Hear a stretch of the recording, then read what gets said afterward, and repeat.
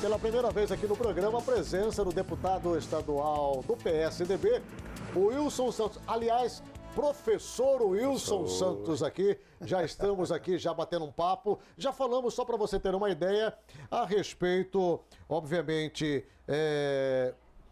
do orçamento da Assembleia Legislativa. Falamos aqui que a Assembleia Legislativa hoje é tida como a segunda mais cara do Brasil, ou seja, um deputado hoje custa para os cofres públicos anualmente em torno de 17 milhões de reais, segundo o jornal Valor Econômico. Já falamos aqui e eu quero voltar no assunto, deputado Wilson Santos, sobre a sua estada agora como líder do governo na Assembleia Legislativa.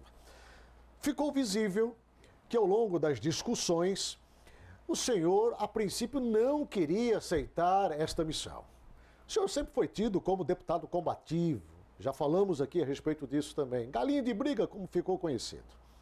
E, de repente, o senhor corre o risco agora de frustrar os seus eleitores. O que levou o senhor, efetivamente, deputado, a aceitar esse convite do governo do Estado, porque o senhor vai travar brigas que podem se tornar brigas épicas. É verdade. Aqui dentro da Assembleia Legislativa, esse ano já começou, hein? É verdade, já começou. Já começou. Olha, Corbelino, você disse bem, né? Eu comecei como vereador, depois deputado estadual, 8 anos, de 91 a 98. Estive na Câmara dos Deputados por 6 anos. Fui secretário de Estado e secretário da capital dos governos Dan de Oliveira. E agora, pela primeira vez, eu estou assumindo o posto de líder de governo. Já fui líder de bancada, já fui líder de bloco, líder partidário nos parlamentos, mas líder de governo é a primeira vez. Então já vai me desculpando por aí, porque... Vai deixar de ser pedra e vai virar vidraça. Pois é, vai me desculpando aí, porque não tenho ainda embocadura, né? Só o tempo é que vai nos dar essa habilidade toda. Mas o que me levou a aceitar o convite do governador Pedro Táxi, primeiro, é o senso de responsabilidade com o futuro de Mato Grosso.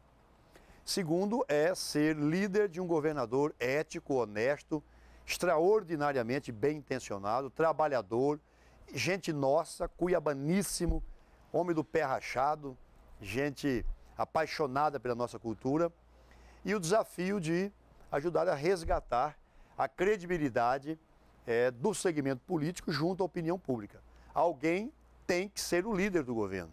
Alguém deveria sê-lo.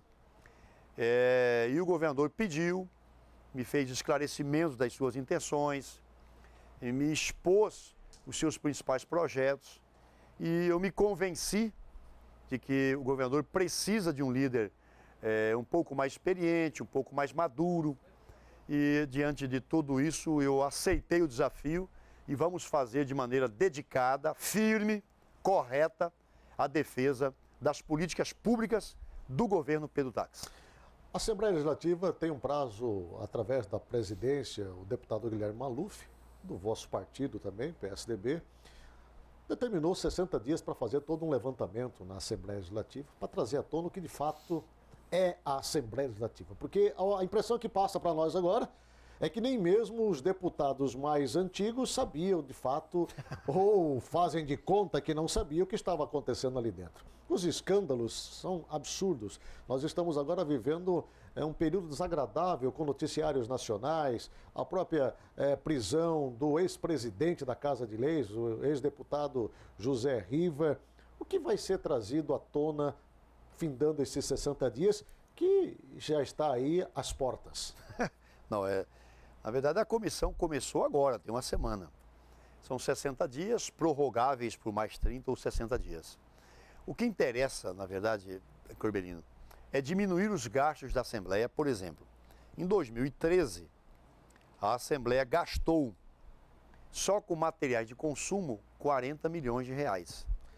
Com alimentação, 10 milhões de reais. São coisas que... Com passagens, 9 milhões de reais.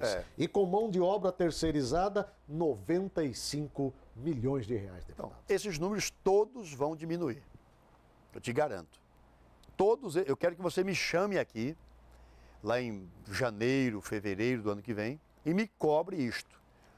Todos esses números. Vamos gastar menos com passagens, menos com alimentação, vamos gastar muito menos com material de consumo e muito menos com mão de obra terceirizada. Por quê? Porque a gente fica encabulado, Corbelino. A Assembleia, são dados de 2013, ela gastou 126 milhões com as folhas salariais de 2013. E, ao mesmo tempo, gastou mais 95 milhões com mão de obra terceirizada. Inexplicável, né? Tinha mais de 2 mil servidores, gastou 126 milhões. E ainda mais 95 milhões com mão de obra terceirizada. Eu tenho certeza que todos esses números vão diminuir.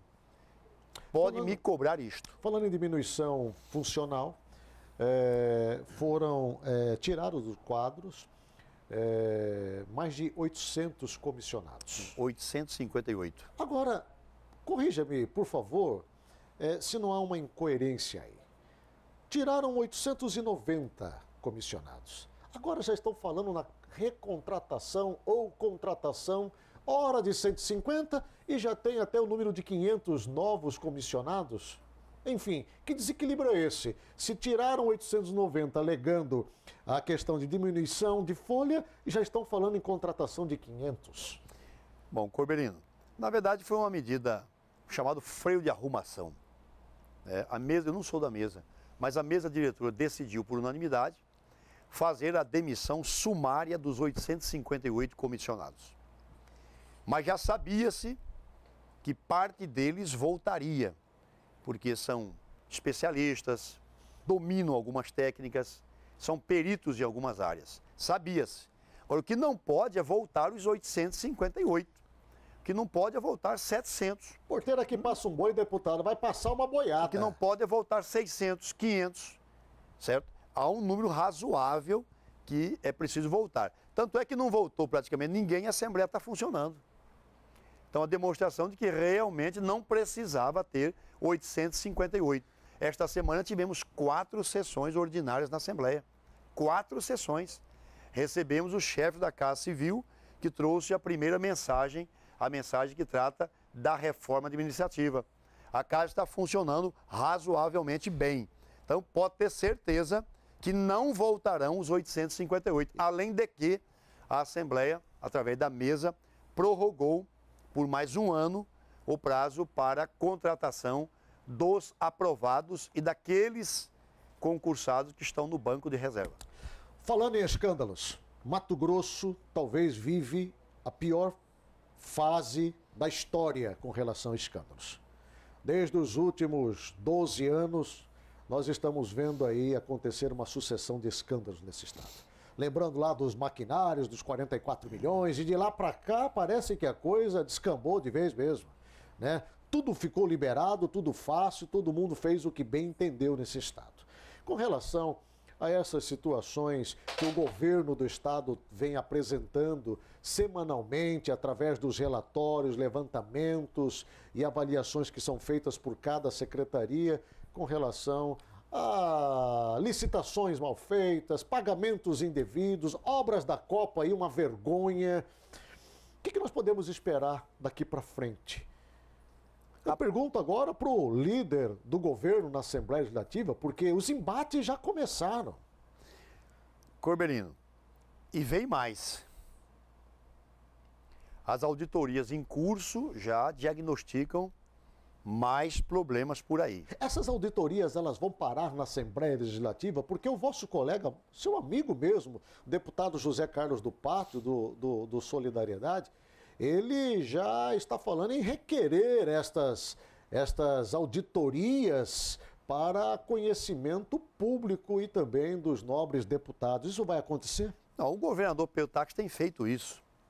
Após a primeira rodada de diagnóstico do VLT, o governador, com a sua equipe técnica, fez uma exposição à sociedade, mostrou que foi pago 1 bilhão e 66 milhões do VLT, não tem nem 40% das obras prontas. Mas tem gente lá na Assembleia Legislativa dizendo que esses números que o governador Pedro Táxi está apresentando não é bem assim, o governador e a equipe estão exagerando, estão aumentando além da conta e daí parte essa necessidade de uma avaliação.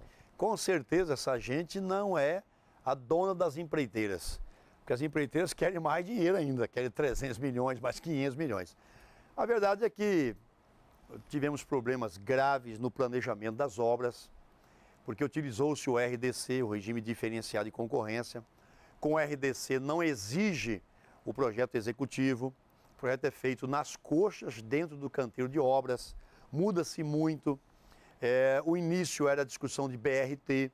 Eu, como prefeito de Cuiabá, assinei um convênio com a União para a implantação de BRT em Cuiabá. Boa pergunta. Nós não assinamos VLT, havia um convênio, havia um contrato, Prefeitura de Cuiabá, Governo de Mato Grosso e Governo Federal, onde houve uma contratualização para a implantação de BRT em Cuiabá. Depois mudou-se para VLT. Há uma ata da Assembleia, de uma audiência pública feita na Assembleia, onde deputados afirmam que o VLT era o ideal, mas que não custaria mais do que 700 milhões. A fala de deputados. Depois o VLT... Vocês estão falando do deputado José Riva. Chegou a 1 bilhão 477 milhões. Já houve aditivo de 50 milhões nessa obra. Enfim, o que tem que ficar claro é que não dá para passar ainda nenhum relatório definitivo, porque as auditorias estão em trabalho, em curso. Mas não tenha dúvida, Corbelino, sim, não precisa de Wilson Santos nem de Zé Carlos do Pátio. O governador Pedro Táxi, através da sua equipe, ele vai deixar claro à sociedade, de maneira transparente, o que é que aconteceu com as obras da Copa ou qualquer outra dúvida. A grande discussão hoje em torno dessas obras da Copa, deputado Wilson Santos, é se as obras do VLT vão continuar ou vai mudar o novo sistema modal, partindo aí para o BRT. Vale a pena lembrar ao telespectador, o BRT ia custar em torno de 350 milhões de reais aproximadamente, mas dinheiro a fundo perdido, né? Me corrija se eu estiver errado, deputado. Quer dizer, isso não haveria necessidade do Estado pagar e acabou assumindo uma dívida de 1 bilhão 477 milhões com o VLT.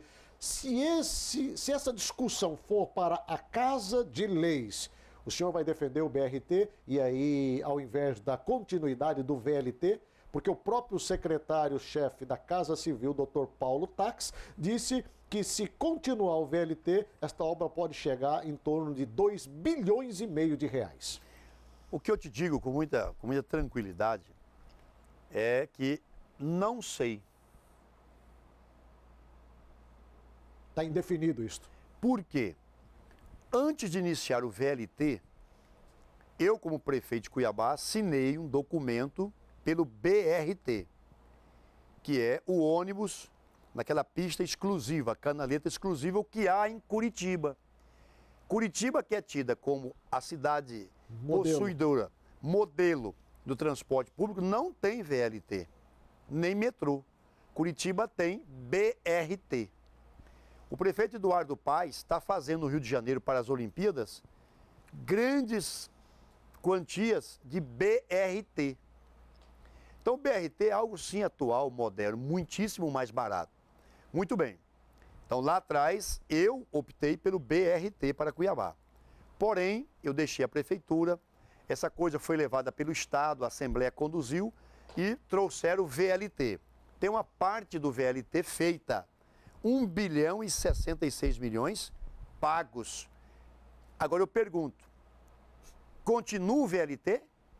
Destrói tudo que está aí para fazer o BRT? Eu, pessoalmente, eu tenho dúvida. Qual é o caminho de quem tem dúvida? Buscar informações. Certo. Então, eu sugiro ao governo do Estado que, após concluir todos esses levantamentos, de maneira proba, decente, correta, que ele possa ouvir a sociedade. Inclusive, há mecanismos, plebiscito, sim, que nunca foi usado. A própria Assembleia pode, depois do governo expor os prós e contras de ambos os sistemas, ouvir, deixar essa decisão para a sociedade. com certeza. E ela suficientemente esclarecida. Meses de esclarecimento. Porque se eu tivesse na condição do governador, eu não saberia o que é melhor. Termino o VLT, eu gasto mais 500 milhões, mais 1 bilhão. Destruo o que está feito e faço o BRT. Eu, neste momento, Sim. lá atrás eu tinha clareza. Nesse momento eu tenho dúvidas. Bom, obviamente esse assunto ainda vai repercutir e muito. Vale a pena lembrar aí que já foram pagos 85% da obra do VLT, mais de R$ 1 bilhão, e até agora nós só temos 25% dela feita, isso segundo a análise da Secopa, né? Eu até duvido, eu acho até que é bem menos do que isso, 25%. Bom, deputado, o senhor como líder do governo já teve o primeiro embate lá na Assembleia Legislativa. Já estou apanhando. Já começou, como diz aí, a levar as pauladas, né? É verdade. E justamente com um líder do PDT, o deputado Zeca Viana, e um líder também forte do PR, o deputado Mauro Save, né? Tudo por conta de um pagamento feito pelo governo do estado na ordem de 3,5 milhões a uma empreiteira, a Trípoli, do deputado Nininho, primeiro secretário da Assembleia Legislativa de Mato Grosso. Deputado Wilson Santos, os nobres colegas querem uma explicação. Como que o governo fala uma coisa e faz outra, justamente para o primeiro secretário da Casa de Leis? Isso que é gostoso na comunicação. Eu gosto dessas coisas assim, Corbelino. E você foi muito feliz em contextualizar o problema. Ouvindo só o Corbelindo, tínhamos que pegar e ter uma posição muito dura, né, em relação ao governo. Sim. Bom, nós estamos num período chuvoso. O governo Pedro Táxi já fez mais de 300 quilômetros de operação tapa-buraco. No estado de Mato Grosso. Nesses 57 dias de gestão que nós estamos aí, sim, 58 dias de gestão, 45, 46 dias úteis, o governo Pedro Táxi já fez mais de 300 quilômetros de operação tapa-buraco. E você acha que alguém vai trabalhar de graça? De forma alguma. Tá. Segundo, agora eu que vou te perguntar. O pagamento que o governo fez à empreiteira dos filhos do deputado Nininho foi ilegal? Eu acredito que não. Está respondido. Também não há ilegalidade.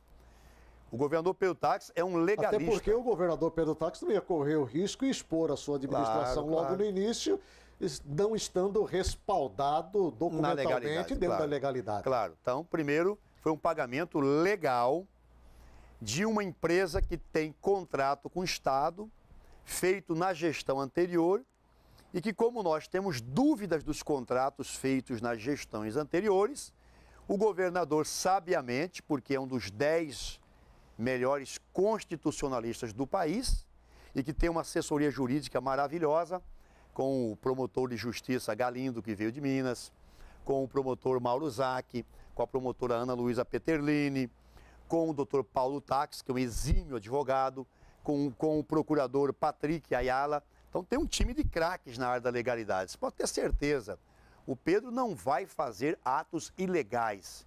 O pagamento foi legal. A empresa existe? Existe. Ela tem contrato? Tem. Oriundo de quê? Licitação? Sim. Mas audita. Essa é a diferença do Pedro. Audita. Audita, Nhunhô. Auditou. Checou. Sim, senhor, está tudo certo. Ela trabalhou? Trabalhou. Essa empresa não era para receber 3 milhões e 200. Ela tem em crédito medido 10 milhões de reais.